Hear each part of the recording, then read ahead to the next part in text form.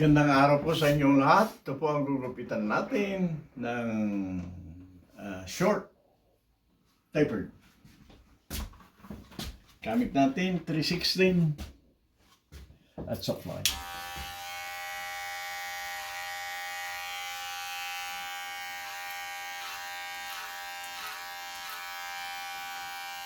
Yeah, so kung nag-i-enjoy man mga kapatid natin, eh di mabuti, di ba? Pero sa akin, nalanganin ako. Baka, habang kala mo, nag-i-enjoy kayo, eh, dyan na pala ang problema. Kaya, siyempre, ugali ni Uncle Sam, siya ang nangunguna sa lahat kung may marirescue. Nauuna ka agad eh. Pero yung gasa, durog na rin, ano? Durog Ganun pa man. Hindi, yun nga. Anong magagawa niya kung pumutok yung bomba sa tabi mo? Anong magagawa niya? Wala.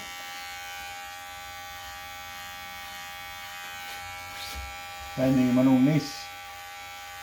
Danilan? Sabi niya, nung buhay pa. nagbigay sila ng magandang pera sa mga gustong pupunta doon sa release tumulong. Mga iba-ibang trabaho. No? Siyempre, tinignan nila yung benefit. Maganda. Hindi siyempre nasali. Sabi niya, nung bumalik sila sa tent na ginagamit, naging buhangin. Doon ko naramdaman ang takot. gusto ng policy eh. Hindi, may kontrata ka eh. 6 months lang yata. Anong ka, ay, mag-PAs. Salamat at wala sila at sa tent nung tinamaan ng bomba. Hindi nga. Okay, naging abudo sana silang lahat. Naku. Okay. So, nakatakot, no? Kala mo, uy, kikita tayo ng maganda-ganda rito. Right? Yung mga kaya kapatid natin sa Israel, di ba? Napunta doon para kumayod. Mas maganda ang kita. Okay, wala. Dinukot na Ay, iba. tinamaan naman. Dinukot pa ng iba. Mabuti. Pero may namatay din, ah. Yung Hamas. Tingnan mo yun? Bigla nagbuhay ng Yung malaki, naging wala. mahirap. Ha? Kawawa. Yep. Hindi natin alam ang susunod na pangyayari. Puro sorpresa. Kaya, ganun sa akin, no, si Mang Jaime, kung anong iniisip ko, they can say that. Pero, sa akin, ganun talaga. Kala mo, punta ka doon, happy, matulungan mo ang mga kapatid natin doon. Yeah, so. Mahirap pa rin. Sabi ni Putin, pasukin daw niya yung ano? Yung Poland. Gusto niya pasukin yung Poland. Oh, Si Putin. sinasabi nga? Ay, Europe. yung narinig ko na, ewan ko kung biro-biro. Gustong kunin pabalik ang Alaska. Ay, oo, matagal sinabi. Oh, narinig mo rin yun? Oo, ang nagsabi nun, senador. Ah, Senador, hindi si Putin. Senador. Ano babawi mo eh? Nagbitiw nga ng salita siya, no? Yung governor dito, siya ba yun? sabi ko hindi naman natin in-invade ito. Hindi in-invade ng Amerika. Binili ng Amerika. Sino ba yung governor dito? Si yung governor? Si ba yung governor natin? Sino yung governor dito? Oh, si Dan Levy. O yun, ang sabi niya ganyan eh di subukan nyo. Ang dami. Sabing gano'n eh. Marami kaming armas dito. Kaya sila, binabantayan sila ng gusto eh. At saka may nagsabi sa akin, itong taong to, nagtatrabaho dati sa sa NASA. Hindi nila alam, nilagyan sila ng satellite sa border. Kaya lahat ng galaw nila alam. Yes. Pati mga salita nila alam. Pero kahit biro-biro yun, ako, biglang gigisingin ka ng bomba, ay. Sabi ni John Leve, hindi subukan nyo, kunin nyo. Kagaya ng Hamas ha. Mm. Sabi ng Hamas, kunti lang ginawa namin, bakit lilipulin nyo kaming lahat? Ay, tama lang. Siyempre ha. Oo, puta. Inumpisaan mo na walang dahilan. Nakita mo yung video ng Hamas na yung pinasok nila yung Israel? Yung mga naglalakad na tao, binabaril nila. Grabe na. May nagja-jogging pa nga Sa akin, ubusin na lang Ay, kayo. oo. Ubusin. Ay, sa amin ba? Sa ano yun? Yung paubusan ng lahi, sabi. Kasi ang nangyayari, yung mga maliliit na umiiyak, nung pinapatay ang mga magulang nila, o mga uncle nila, siyempre walang magawa, bata lang mga yan eh. But they know. Nakita nila eh. Nakita nila ang mga kademonyuan ng kalaban. Siyempre, sa isipan lang yun. Paglaki nila, sila naman. Kaya nga eh. Kasi matatanda na yung malalaki. Kinakatay din na. Hindi. Yung maliliit, umiiyak din. Mhm. Yung palit-palitan na lang. Paubusan ng lahi. Hindi rin. That's why, yung sinasabi nila, bakit yung bata pinapatay mo? Yeah, kasi paglaki niyan, siya na naman gagawa. Kaya, ubusin mo na lang silang lahat. Busin na. Kahit itlog, kung alam mo yung itlog nila, Patay na rin. yeah, banatan mo na. Para walang maging, kaway paglaki. Ganun sa akin, naniwala ko doon. Siguro si Putin may mga nagpapalusot na gamit Yung China malamang, China, Iran.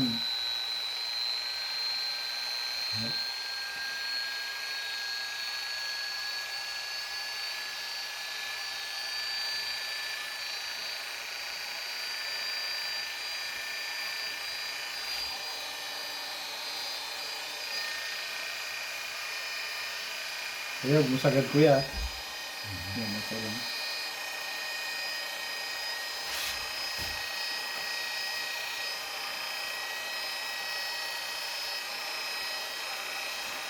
Yeah, tama lang sa akin yun. Yung ubusin. Kasi mahirap ubusin yan, kalat sila eh. Buong mundo. Tingnan mo yung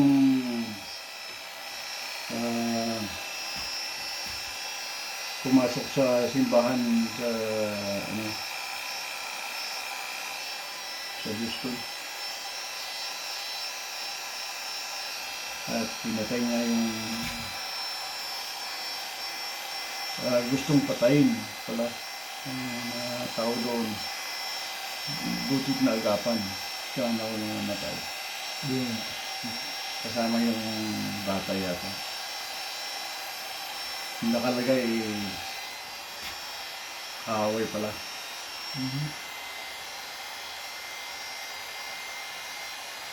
Kaaway ng naniniwala sa Panginoon.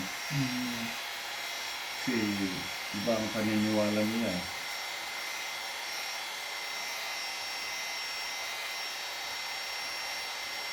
Kaya, walang biro yun. Ang mga ganyan. Ang mga bata, pag hinayaan mo ang lalaki, maging sakit ng ulo mo yan. Kasi walang pirilis dito mga yan. sabi nga nung pamilya nila pagkatapos nung nangyari yung away-away na kahit na rin yung mga kasama nila sa community nila kung nagpapakita ng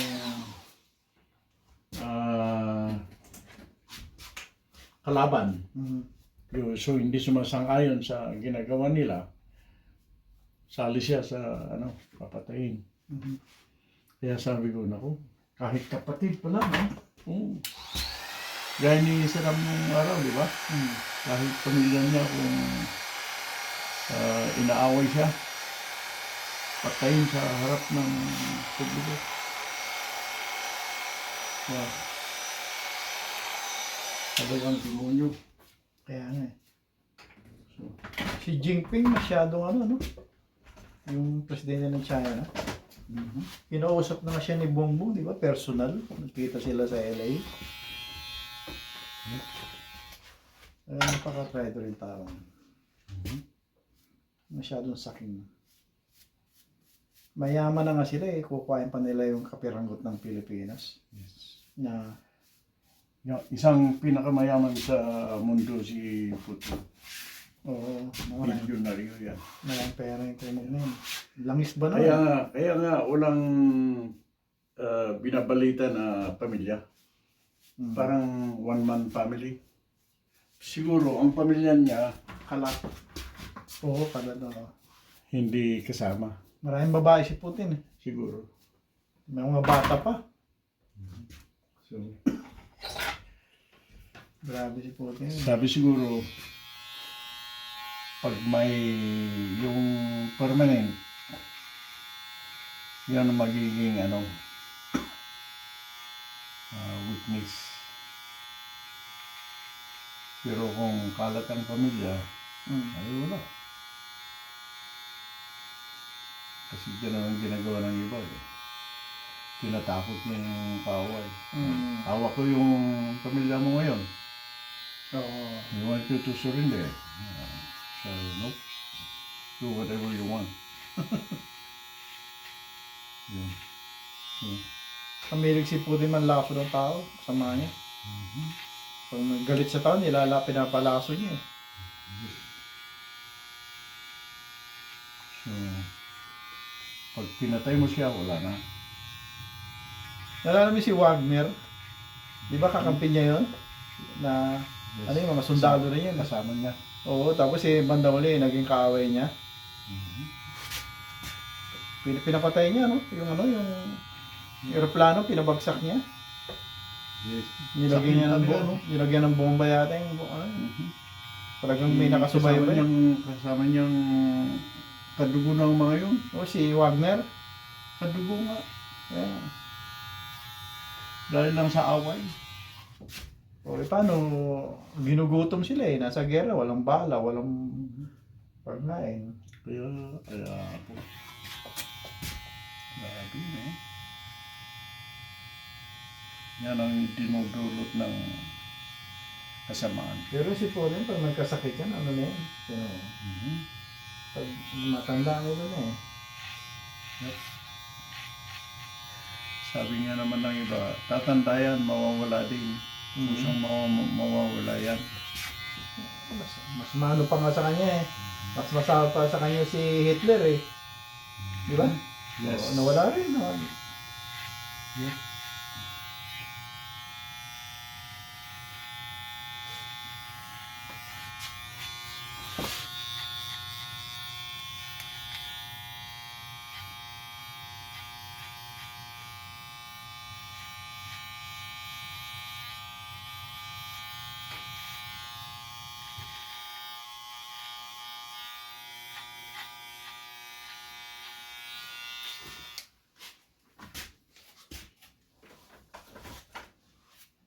Ayan. Tingnan natin. Parang, parang dati, Colonel ngayon, General na. Yan, yung mga gupit ng General. Papuntang general. Wala. Hindi naman hindi ka makakatakas. Pero Yun ang napapansin ko ngayon. Yan, David. Oo. Hindi nga siya pumasok sa military, di ba? Pero, kontrol niya ngayon si General. Kasi sabi niya, you want the best software? Come to me. But siyempre, in exchange, may kapalit.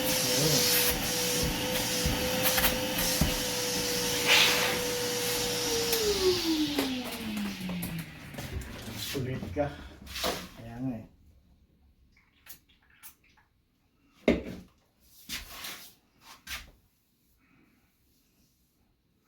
Ay, politika.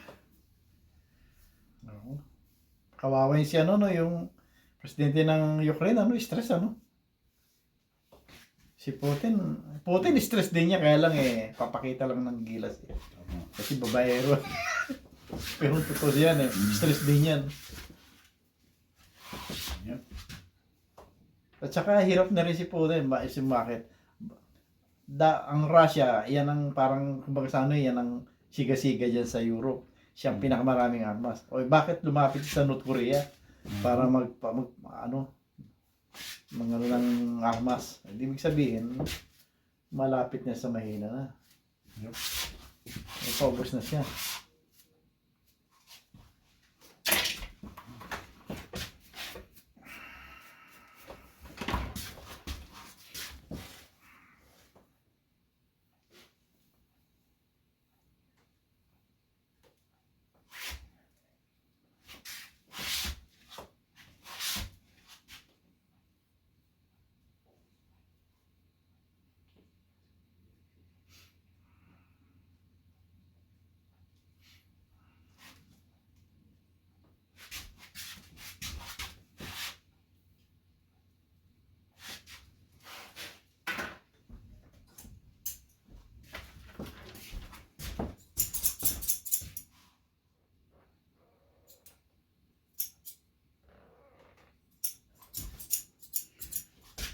Yung iba, hindi na lang bawas sa kilay ang ginagawa nung isang gabi. Kinukurtihan ko na rin. Parang si Mrs. Ano? Iba naman sa akin. Sabi ko, akala ko babawasan lang yung mahaba. Hindi. Tinabasan na. Tinabasan ko konti rito. You want it pointy also like the wife? No. Parang babae na eh. Parang bakla na. Yes, sabi ko, ay. Meron akong kasamahan na ano eh, mong eh. Pati ba naman yung kila, inahit. Bukang tira. Yung iba. Ba't parang nagpapakyut? Naiba. Oo. Naiba. Eh, di ba? Tingin ko eh. Akala mo alien to eh. Akala mo E.T. Iba ang tingin ko eh. Gusto ko sabihin, patay na. May kasama kami sundalo, gano'n eh. Yung kilay, pinapano, akala mo babae eh. Patay na. Tama. Pero yung mong eh, inahit talaga yung kilay. Patay na. Nagpapakyut eh. Hindi tuloy cute eh, mukhang alien tuloy. Akala ko galing ng Mars eh. Yep. Triste. Walang magawa sa buhay. Sobrang boring na nun. Pati kilay yung pinakialaman. Yeah. Nag-iba ang mundo talaga. Wala. Tayo ng buhay yan. Sabi ko, masyado kang boring, Wala ka na magawa. Pising ka, sabi.